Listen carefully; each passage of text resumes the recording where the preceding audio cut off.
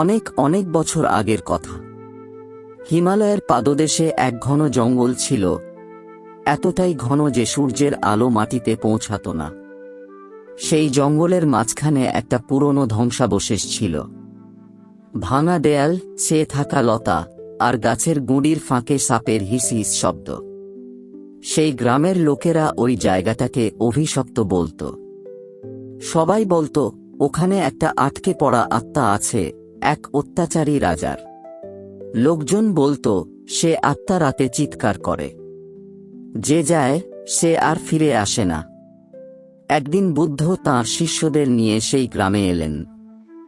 গ্রামের লোকেরা দৌড়ে এসে বলল, ভগবান, ওদিকে যাবেন না, ওখানে অন্ধকার, ওখানে মৃত্যু, ওখানে ভূত আছে।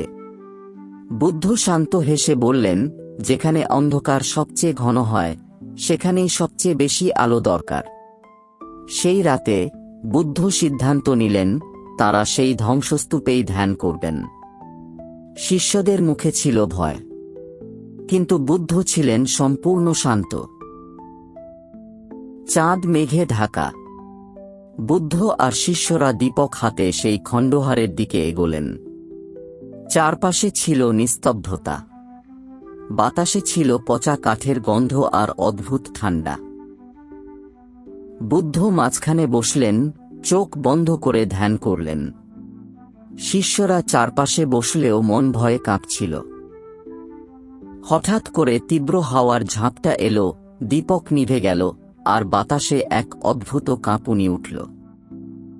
একটা অন্ধকার ছায়া ভেসে উঠল, পোড়া মুখ, লাল চোখ, আর কষ্টে ভরা নিঃশ্বাস।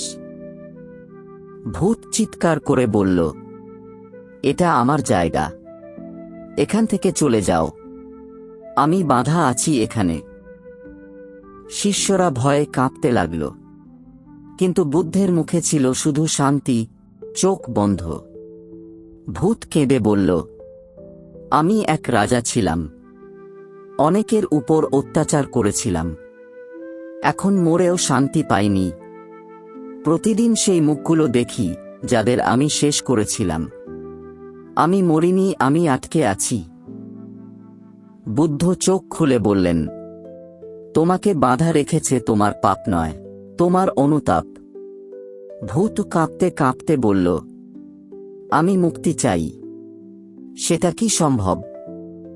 বুদ্ধ দীপক জ্বালিয়ে বললেন, প্রত্যেক আত্মার মধ্যে আলো থাকে, কিন্তু যতক্ষণ না তুমি নিজেকে ক্ষমা করো, ততক্ষণ তুমি অন্ধকারেই থাকো।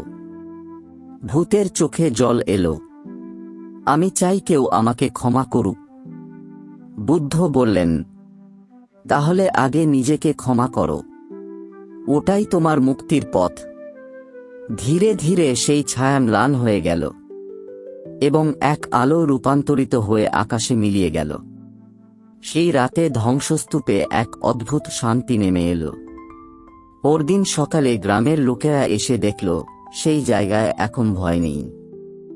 বুদ্ধ পিপল গাছের নিচে ধ্যানমগ্ন। আমরা যদি নিজেদের জীবনেও দেখি, অনেক সময় আমরা নিজেকে বেঁধে ফেলি অনুশোচনায়, পুরনো ভুলে। কিন্তু যখন আমরা অন্তর থেকে ক্ষমা করতে শিখি, তখন সত্যিকার অর্থে আত্মা মুক্ত হয়।